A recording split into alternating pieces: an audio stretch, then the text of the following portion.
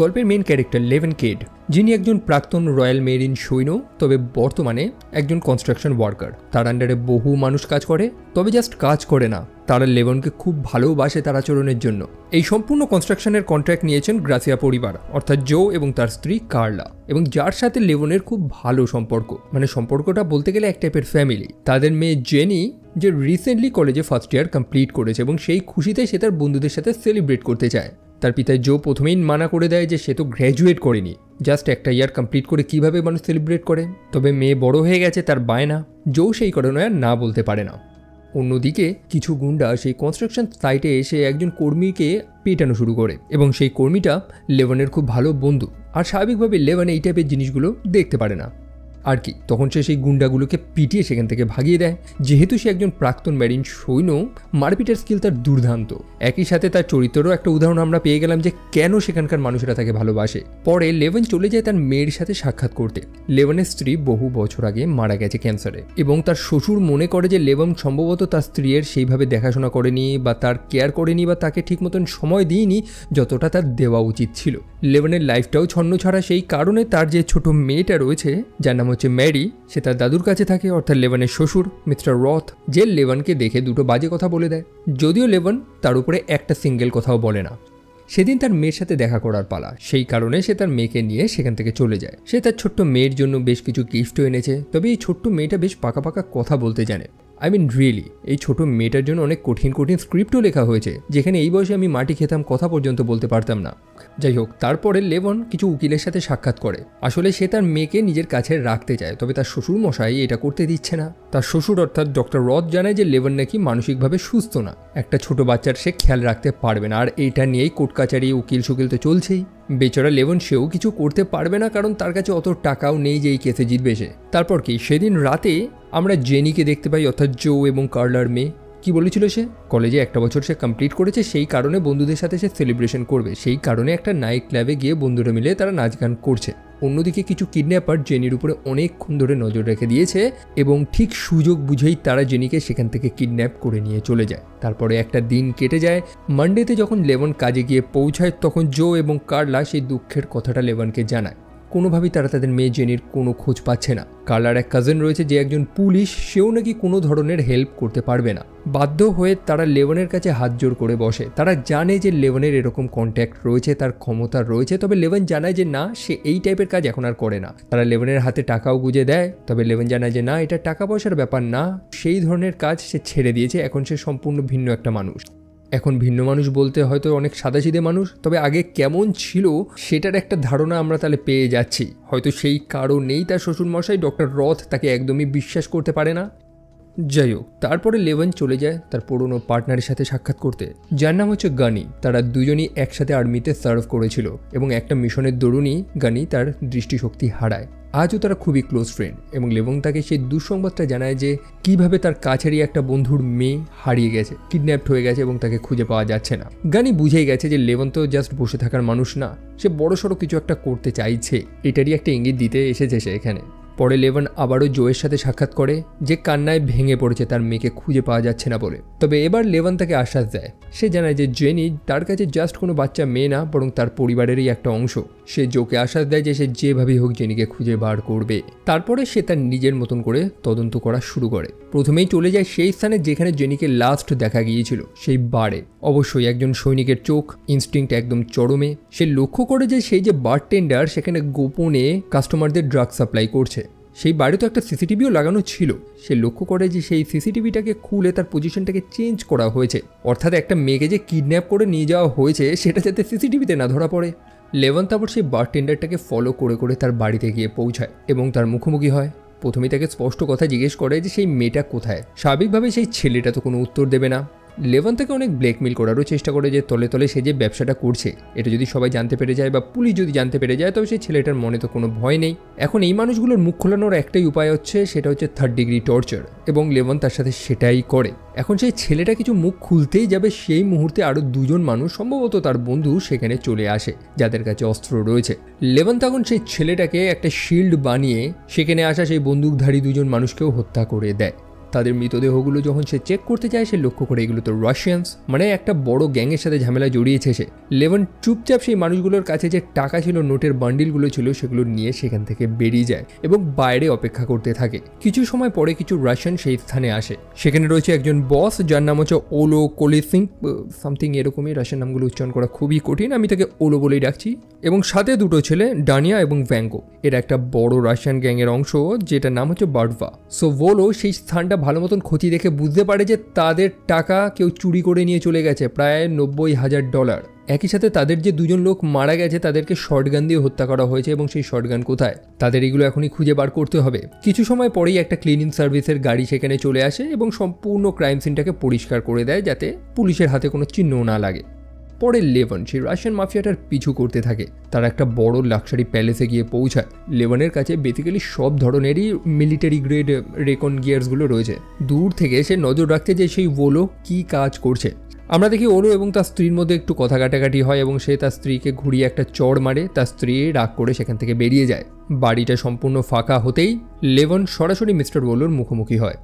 তাকে একটা চেয়ারের সাথে বেঁধে সুইমিং পুলের সামনে ঝুলিয়ে রেখেছে। এখন সে যদি উত্তর না দেয় তাহলে তাকে সরাসরি জলে ফেলে দেওয়া হবে। মিস্টার ওলো অনেকভাবে তাকে ভয় দেখানোর চেষ্টা করে যে তাদের গ্যাংটা কেমন, তাদের ক্ষমতা কেমন, তবে লেভন এইসবে একদমই ভয় পায় না। লেভন জাস্ট সিম্পলি জেনির ছবিটা দেখিয়ে বলে যে এই মেয়েটা কোথায়। মিস্টার ওলো প্রথমে অবাক যে এই মানুষটা জাস্ট একটা মেয়েকে খোঁজার জন্য এত কিছু করছে। যাই হোক, সে রাশিয়ান ভাষায় কিছু অদ্ভুত কথা বলে এবং অবভিয়াসলি লেভনকে কোনো উত্তর দেয় না। তাকে সিম্পলি কয়েকবার এফ ওয়ার্ড বলে দেয় এবং লেভন তাকে সেই সুইমিং পুলে ফেলে দেয়। অন্যদিকে লেভন সেই স্থানে আসার পর মিস্টার ওলো রাশিয়ান ভাষায় যে কথাটা বলল সেটাকে ট্রান্সলেট করে এবং সে জানতে পারে যে সেই মানুষটা ডিমি নামক একজন মানুষকে গালাগালি দিচ্ছে। সে ডিমিকে বলছে যে তার জন্যই নাকি এই ঝামেলা তার বাড়ি অবধি এসে পৌঁছেছে। তো লেভনকে এখন খুঁজতে হবে যে এই ডিমিটা আসলে কে। পরে সেখানে মিস্টার ওলোর একজন পার্টনার চলে আসে, অর্থাৎ এই বৃহৎ মাফিয়া সিন্ডিকেটের একটা মেম্বার, এবং তার মুখ থেকেই আমরা জানতে পারি যে সেই ডিমি হচ্ছে এই মিস্টার ওলোরই নিজের ছেলে। সেই মানুষটা অর্থাৎ মিস্টার সাইমন, সে তার দুই ছেলে অর্থাৎ ডানিয়া এবং ভ্যাঙ্কোকে জানায় যে যেভাবেই হোক এই মানুষটাকে খুঁজে এনে দাও। তাদের কাছে সিসিটিভি ফুটেজ চলে এসেছে, তারা মুখটাও দেখে নিয়েছে। তারপর লেভন তার এক কন্ট্রাক্টকে ফোন করে যে ড্রাগ এনফোর্সমেন্ট ডিপার্টমেন্টে রয়েছে। লেভন তার থেকে সাহায্য নেয়, তার থেকে জানার চেষ্টা করে যে এই ডিমি নামক মানুষটা কে এবং তাকে কোথায় পাওয়া যেতে পারে। একই সাথে সেই মানুষটা এটাও জানায় যে ডাচকে অবশ্যই হেটিস নামক একটা বাড়ি যাওয়া উচিত যেখানকার সেই বাইকার্স গ্যাংগুলো এই রাশিয়ানদের ড্রাগস বিক্রি করে। কথা মতন লেভন সেখানে পৌঁছায়। তাদের যে লিডার রয়েছে যার নাম হচ্ছে ডাচ, তার সাথে সাক্ষাৎ করে। এখন তারা সন্দেহ করে যে আদৌ লেভন কোনো পুলিশ নাকি কোনো আন্ডারকভার এজেন্ট, সেই কারণে তারা লেভনের পকেটটাকে চেক করতে চায়। লেভন তো সেটা দেবে না, সেই কারণে সেখানে লেগে যায় তাদের মধ্যে ফাইট। লেভনের ফাইট করার স্টাইল দেখে সেই বাইকার্স গ্যাংয়ের যে বস রয়েছে অর্থাৎ ডাচ বেশ ইমপ্রেস হয়। আসলে সেও একজন প্রাক্তন সৈন্য, লেভনের ব্যাপারে সেও জানতে পারে। লেভনের এরকম অ্যারোগেন্ট অ্যাটিটিউড তাকে বেশ ইমপ্রেস করে এবং সে লেভনের সাথে ব্যবসা করার জন্য রাজি হয়ে যায়। লেভন সেখানে গেছে একটা ডিলার সেজে। প্রতি মাসে তার একটা বড় অ্যামাউন্টের ড্রাগস প্রয়োজন, যেটা সে ক্রুজ শিপগুলো হয় না জাহাজে, সেখানে সাপ্লাই দেবে। পরের দিন কথা মতন লেভন তাদেরকে টাকা দেয়, অন্যদিকে তারাও লুকিয়ে চুরিয়ে লেভনকে মালটা সাপ্লাই করে। এই কমপ্লিট প্রসেসটা এতটাই গোপনে হয় যে কেউ জানতে পারেনি, ইভেন লেভনও জানতো না যে এই গুন্ডাগুলো তারই গাড়ির নিচে ড্রাগসটা লুকিয়ে রেখেছিল। তাকে একটা আলাদা ফোন দেওয়া হয় যেটার মাধ্যমে সে কন্ট্যাক্ট করবে। তবে কি করে লেভন ড্রাগসগুলো? অবভিয়াসলি নালায় ফেলে দেয়, কারণ সে তো সেখানে গেছে নিজের কন্ট্যাক্ট বানাতে। অন্যদিকে আমরা ভাইপার এবং আর্টিমিসকে দেখতে পাই, যারা হচ্ছে বেসিক্যালি ট্রাফিকার, মানুষদের কিডন্যাপ করা, পাচার করা, এই কাজগুলো করে। জেনিকে যে সেই বার থেকে কিডন্যাপ করা হয়েছিল সেটা এরা দুজনেই করেছিল এবং তারা জেনিকে তাদের ক্লায়েন্টের কাছে নিয়ে আসে। তারা তাদের ক্লায়েন্টকে জিজ্ঞেস করে যে এই মেয়েটাকেই কেন প্রয়োজন। সেই ক্লায়েন্ট জানায় যে তার পিতার ঘরে একটা মেয়ের ছবি রয়েছে, সেই পেন্টিংয়ের মেয়েটার মুখের সাথে জেনির মুখটা নাকি হুবহু মিলে যায়, সেই কারণেই সে জেনিকে চেয়েছে। তবে অন্যদিকে জেনি একজন সজাগ ছিল। সেই ক্লায়েন্ট যখন জেনিকে স্পর্শ করার চেষ্টা করে সে সেই ক্লায়েন্টের মুখে কামড়ে দেয়। সে প্রচণ্ড রেগে যায় এবং বলে এই মেয়েটাকে তৎক্ষণাৎ এখান থেকে হাঁটাও। অন্যদিকে লেভন যেটা চেয়েছিল সেটাই তো হয়েছে। সেই বাইকার্স গ্যাংয়ের যে বস রয়েছে ডাচ, সে তাকে ফোন করেছে এবং বলে যে সে যখন বিজনেস করবে তো অবশ্যই সে লেভনকে নিয়ে যাবে তাদের বসের কাছে। ডাচ বিজনেসটা নিয়ে একটু সিরিয়াস। সে লেভনকে বলে পরের দিন একটা ভালো স্যুট টুট পরে রেডি থাকতে। কথা মতন লেভন একদম রেডি শেডি হয়ে ডাচের বলাসির লোকেশনে গিয়ে পৌঁছায়। সে ডাচের বসের সাথে সাক্ষাৎ করে, আর সেটা হচ্ছে ডিমি। মনে আছে ভোলো নামক সেই রাশিয়ান বস ডিমির কথা বলেছিল? ডিমি হচ্ছে তারই তো ছেলে। এই মানুষটাই রাশিয়ানদের একটা বড় ড্রাগ সিন্ডিকেট এখানে চালাচ্ছে। তারা প্রথমে লেভনের ড্রাইভিং লাইসেন্সটা চেক করে। অবভিয়াসলি লেভন আগের থেকেই প্রিপেয়ার ছিল, তার আসল পরিচয়টা সে গোপন রেখেছে। এখানে তার নাম হচ্ছে উইলিয়াম, এবং অবশ্যই তার সিরিয়াস অ্যাটিটিউডে ডিমি অনেকটাই ইমপ্রেস হয়ে যায় এবং সে লেভনের সাথে বিজনেস করার জন্য রাজি হয়ে যায়। আর কি, আমাদের লেবন আবার তাদের থেকে মালগুলো নিয়ে টয়লেটে সব ফ্ল্যাশ করে দেয়। তারপর লেবন জেনির সোশ্যাল মিডিয়া পোস্টগুলো চেক করতে থাকে যখন সে সেই বারে ছিল। সে লক্ষ্য করে যে জেনির প্রত্যেকটা ফটোতেই একটা মানুষ দূরে কমন ছিল এবং সে সম্ভবত হাতে ফোন নিয়ে ছবি তুলছে। লেবন একই সাথে সেই বাড়ির যে বারটেন্ডার ছিল এবং তার বাড়িতে যে গিয়েছিল তার ফোনটা লেবনের কাছে রয়েছে এবং সেই ফোনটা চেক করে একজন মানুষের কন্ট্যাক্ট সে খুঁজে পায়, যাকে সেই মানুষটা মেসেজ করে জেনির ব্যাপারে সব খবর দিচ্ছিল যে সে কখন কোথায় যাবে, কখন বার থেকে বেরোবে এবং কোন মুহূর্তে তাকে কিডন্যাপ করতে হবে। যে মানুষটাকে সেই সব খবরাখবর দিচ্ছিল তার নাম হচ্ছে ভাইপার, এবং এই মানুষটাকেই তো একটু আগে দেখলাম। ভাইপার এবং আর্টেমিস নামক একটা মেয়ে, তারা দুজন মিলেই তো জেনিকে কিডন্যাপ করেছে। সেই বারটেন্ডারের ফোনটা ঘেটে লেবন বুঝতে পারে যে সে এবং সেই ভাইপার সেই হেটিস সেলুনে বেশ আড্ডা দিত এবং সেই খোঁজেই লেবন সেখানে চলে যায়। অন্যদিকে এই গুন্ডারাও তো আগের থেকে প্রিপেয়ার্ড, তারাও তো লেবনকে খুঁজছে। আর্টেমিস সার্ভিলেন্স ক্যামেরাতে লেবনকে দেখে নেয় এবং সেই গুন্ডাগুলোকে খবর দিয়ে দেয়, যারা চলে আসে লেবনকে ধরতে। অন্যদিকে লেবন বিপদ বুঝে একটা বাইক চুরি করে সেখান থেকে পালানোর চেষ্টা করে। বেশ কিছুটা চেসিংয়ের পর ফাইনালি পুলিশ মাঝখানে ইন্টারফেয়ার করে। লেবন ভেবেছে যে যাই হোক, পুলিশ তো চলে এসেছে, সেই গুন্ডাগুলো হয়তো এখন কিছু করবে না, তবে সেই পুলিশগুলো তো গুন্ডাগুলোর হয়েই কাজ করে। তারা লেবনকে ডানিয়া এবং ভাঙ্কোর হাতে তুলে দেয়। তারা দুজন লেবনকে গাড়িতে করে নিয়ে যাচ্ছে তাদের বসের কাছে, তবে লেবন তো জীবিত, আর এটাই তো তাদের সবথেকে বড় ভুল। সেই গাড়ির মধ্যেই শুরু হয় মারপিট। লেবন নিজের বাঁধন খুলে ডানিয়া এবং ভাঙ্কোর সাথে লড়াই করা শুরু করে এবং সেই লড়াইয়ের দরুন ড্রাইভারের মাথায় একটা গুলি লেগে যায়। লেবনের কিছুই হয় না, সে সবাইকে হত্যা করে সেই গাড়ি থেকে বেরিয়ে যায় এবং গাড়িটা পার্শ্ববর্তী একটা লেকের মধ্যে পড়ে ডুবে যায়। একই সাথে সেই মাফিয়া বস মিস্টার সাইমন তার দুই কুলাঙ্গার ছেলে অর্থাৎ ডানিয়া এবং ভাঙ্কোর মৃতদেহ দেখে দুঃখে ফেটে পড়েছে। এখন সে তার ওয়ার কাউন্সিলের সাথে সাক্ষাৎ করতে চায়, যেখানে ডিসাইড হবে যে এই লেবনকে কীভাবে ধরবে তারা। সাইমন তার দুঃখের কথাটা জানায় যে তার ছেলেরাও মারা গেছে, সেই কারণে তাদের বস আরও দুজন মানুষকে এনেছে যারা সাইমনকে হেল্প করবে। প্রথমে ডিমি নামক সেই মানুষটাকে খুঁজতে হবে যে গ্রাউন্ড লেভেলে এই কন্ট্যাক্টগুলো রাখে, তবে ডিমি কোথায়? সে নাকি গা ঢাকা দিয়ে বসে আছে, আর সেটা কেনই বা করবে না? তারা এত বড় মানুষদের পাচারের সিন্ডিকেট চালাচ্ছে, সেখানে তারা একটা ক্লায়েন্টকে হ্যাপি করতে পারেনি। এই মানে একটু আগেই তো আমরা দেখলাম যে জেনিকে যে মানুষটার কাছে পাঠানো হয়েছিল সেই মানুষটার গালে জেনি কামড়ে দিয়েছে, তার মুখে গালে অনেকগুলো সেলাই পড়েছে এবং যেটা নিয়ে ক্লায়েন্ট একদমই খুশি না। ডিমি তখন ভাইপার এবং আর্টেমিসকে বলে সেই মেয়েটাকে গায়েব করে দিতে, মোটমাট এত বদনাম সেই কারণেই সে লুকিয়ে রয়েছে। তবে সেই গুন্ডাগুলো ঠিক ডিমিকে খুঁজে বার করেই। সাইমন এসে ডিমির সাথে সাক্ষাৎ করে, তাকে একটু ভয় টয় দেখায় এবং তাকে বোঝায় যে কীভাবে তাকে বোকা বানিয়েছে সেই লেবন। ডিমি ভাবছে যে মানুষটাকে এই মাফিয়াগুলো এতদিন এরকমভাবে খুঁজছে সেই মানুষটার সাথে সে বিজনেস ডিল করেছে কিছুদিন আগেই। ডিমি তার ড্রাইভিং লাইসেন্সটাও তো চেক করেছিল, যেটা অবশ্যই ফেক ছিল। তবে পরে সাইমন লেবনের আসল পরিচয়টা বার করে, সে কে আসলে, তার পরিবার বলতে কে কে আছে। আর সেটা জানতে পেরেই সেই গুন্ডাগুলো চলে যায় লেবনের সেই শ্বশুরের বাড়িতে। সেই সম্পূর্ণ বাড়িটা তারা জ্বালিয়ে দিয়েছে। ফর্চুনেটলি লেবন তার মেয়েকে নিয়ে বাইরে বেরিয়েছিল। তারা যখন বাড়িতে গিয়ে পৌঁছায়, সে দেখতে পায় যে ডক্টর রথ আহত অবস্থায় সেখানে পড়ে রয়েছে, তবে সে জীবিত রয়েছে। অ্যাজ ইউজুয়াল ডক্টর রথ আবারও লেবনকে দুটো বাজে কথা শোনায় যে তার কারণেই এই বিপদ এখন তার বাড়িতে এসে পৌঁছেছে, মানে সে যেখানে যেখানে যাবে ভায়োলেন্স তাকে ফলো করবে। লেবন বুঝে যায় যে তার মেয়েকে এখন এখানে রাখাটা সেফ হবে না, সেই কারণে সে ম্যারিকে নিয়ে চলে যায় তার বন্দুক গানির কাছে। সেখানে তার মেয়েকে রেখে আসে। অন্যদিকে গানি যে বুঝেই গেছে যে লেবন একটা বড় তীর মারতে চলেছে, এখন তার ঘরে সে একটা সিক্রেট আর্মরি বানিয়ে রেখেছে, যেখান থেকে লেবন কিছু অস্ত্র তুলে বেরিয়ে পড়ে জেনিকে উদ্ধার করার জন্য। অন্যদিকে ভাইপার এবং আর্টেমিস তারা জেনিকে নিয়ে যাচ্ছে একটা জঙ্গলে, যেখানে জেনিকে হত্যা করে দেবে। এই মেয়েটা তো এখন আর তাদের কোনো কাজের না। তবে জেনি গাড়ির পিছনে বসে যে ঝামেলা করা শুরু করে, ফলস্বরূপ তাদের গাড়িটা রাস্তা থেকে ভটকে জঙ্গলে গিয়ে ক্র্যাশ করে। জেনি সেখান থেকে বেরিয়ে যায়। অন্যদিকে আর্টেমিস এবং ভাইপার তার পিছু করে, তবে তাকে আর ধরতে পারে না, তাদের তো এখন মাথায় হাত। অন্যদিকে জেনি পালাতে পালাতে পুলিশের একটা গাড়ি দেখে সেখানে দাঁড়িয়ে যায়। সে এখন নিরাপদ ফিল করছে যে ফাইনালি পুলিশরা তাকে বাঁচিয়ে নেবে।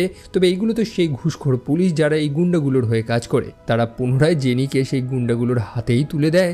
আর তারপর ভাইপার এবং আর্টেমিস তাদের ইনকমপ্লিট কাজটা কমপ্লিট করার চেষ্টা করে, কিন্তু তখনই তাদের ক্লায়েন্ট আবারও ফোন করে, তাকে জিজ্ঞেস করে যে তোমরা কি এই মেয়েটাকে মেরে ফেলেছো? তারা জানায় যে না, এখনও তো মারেনি। ক্লায়েন্ট জানায় যে ঠিক আছে, তাকে আবার পাঠাও। সে নাকি জেনিকে আবার দেখতে চায়, আর এইভাবেই জেনি বাঁচার আর একটা সুযোগও পেয়ে যায়। অন্যদিকে লেবন চলে যায় ডিমির সাথে সাক্ষাৎ করতে। ডিমির তো মাথা খারাপ হয়ে গেছে, একদিকে সেই রাশিয়ান মাফিয়া, অন্যদিকে লেবন যে একটার পর একটা তার লোকেদের হত্যা করে বেড়াচ্ছে। চরম নেশায় পাগলের মতন সে আচরণ করছে। আর তখনই লেবন চলে আসে। সে ডিমির সব লোকদেরই সেখানে হত্যা করে ফেলেছে এবং ডিমির হাতেও একটা গুলি মেরেছে। ডিমিকে সিম্পলি জিজ্ঞেস করে যে জেনিকে কোথায় নিয়ে যাওয়া হয়েছে, মানে সেই মেয়েটাকে। কথা মতন ডিমি লেবনকে সেই লোকেশনে নিয়ে যায়। সেখানে পৌঁছানোর পর লেবন ডিমিকে প্রশ্ন করে যে সে কেন এই কাজটা করছে। তবে ডিমি তাকে যে উত্তরগুলো দেয় সেগুলো একদমই স্যাটিসফাইং ছিল না। তার কাছে ভালো কাজ আর খারাপ কাজের মধ্যে কোনো পার্থক্য নেই, দুটো কাজ থেকেই তো টাকা আসছে, তো এখানে খারাপ আর ভালো আবার কি। তার এরকমই কিছু বিকৃত কথা লেভনকে একদম ইমপ্রেস করে না এবং সে ডিমিকে হত্যা করে দেয় আর কি। এবার ফাইনাল মোমেন্ট, জেনিকে সেখানে আটকে রাখা হয়েছে এবং ক্লায়েন্টকে পাঠানো হয়েছে যেমনটা ক্লায়েন্ট ডিমান্ড করেছিল। অন্যদিকে বাইকার্স গ্যাংরাও একদম প্রস্তুত। ডাচ তো জানতে পেরেছে যে মানুষটার সাথে সে বিজনেস ডিল করেছে সেই মানুষটাই এতদিন তার লোকেদের হত্যা করে বেরিয়েছে। তবে লেভন কাউকেই পাত্তা দিচ্ছে না। তার রাস্তাতে যারাই এসেছে তাদেরই অপমৃত্যু হয়েছে। মোটামুটি বাইকার্স গ্যাংয়ের সবাইকে হত্যা করার পর ফাইনালি সে ডাচের মুখোমুখি হয়। তারা দুজনই প্রাক্তন সৈন্য, তবে লেভনের আগে ডাচ টিকতে পারে না। লেভন তাকে হত্যা তো করতে চায় না, তবে আর তার হাতেও কোনো রাস্তা নেই। ডাচ মারা যায়, তবে লেভন তাকে একটা ফলেন কমরেডের মতনই সম্মান করে। পরে লেভন সেই ক্লায়েন্টকেও হত্যা করে এবং তারপরে ভাইপারকেও হত্যা করে দেয়। অন্যদিকে জেনি আর্টেমিসকে তার পায়ের কাছে পেয়ে তার শ্বাসরুদ্ধ করে হত্যা করে দেয়, যেটা সে প্রথম থেকেই চেয়েছিল। মানে এই মেয়েটা প্রথম থেকেই তার নাকে দম করে রেখেছিল। আর অবশেষে বাকি থাকে সেই রাশিয়ান বসদের পাঠানো 2 গুন্ডা, যারা নাকি মিস্টার সাইমনকে হেল্প করবে। তবে লেভনের আগে তারাও টিকতে পারে না। মোটমাট সম্পূর্ণ মাঠ খালি করে লেভন জেনিকে সেখান থেকে নিয়ে একদম আরামসে বাইরে বেরিয়ে যায়। ও বাই দ্য ওয়ে, সেই করাপ্ট পুলিশটা যারা প্রথম থেকেই খারাপ কাজ করে যাচ্ছিল, সেই ঝামেলার দরুন তারা সেই স্থানে তো পৌঁছায় যখন সেখানে চরম গোলাগুলি হচ্ছিল এবং 2 রাশিয়ান গুন্ডা যাদেরকে পাঠানোই হয়েছিল হত্যা করার আগে, তারা পুলিশ দুটোকে দেখে চরম গুলি চালিয়ে তাদেরকে হত্যা করে দেয়।